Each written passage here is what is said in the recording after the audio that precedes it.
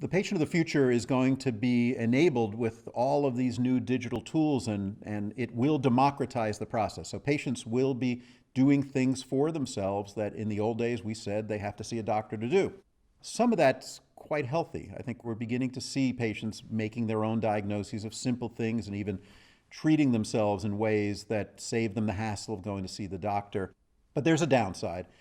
And the downside is that there are times where patients really need to see a credentialed expert for diagnosis or for treatment. My favorite story here is the story of Dr. Franz Ingelfinger. Ingelfinger was the editor of the New England Journal of Medicine from the mid-60s to the early 70s, and one of the towering figures in medicine.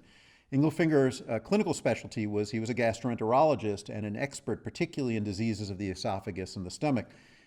As tragic irony would have it, in the late 70s, Ingelfinger developed cancer of the esophagus, basically of the organ that he was the expert in.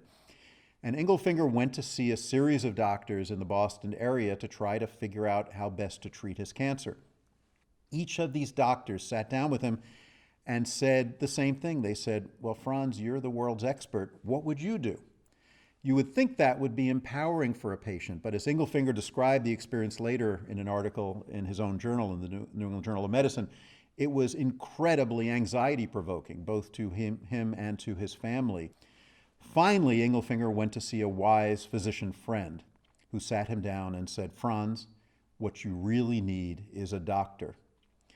By that, he meant you need someone to take the anxiety, the decision-making off your hands, and to actually be a little bit paternalistic, to help guide you to the right treatment. Even though you're an expert in this disease, you're not an expert in this disease when it's you. This is going to be one of the most profoundly tricky balancing acts that we're going to have to deal with in healthcare of the future. There are going to be times where patients can be their own doctors, and it will be healthier and cheaper for them to do that.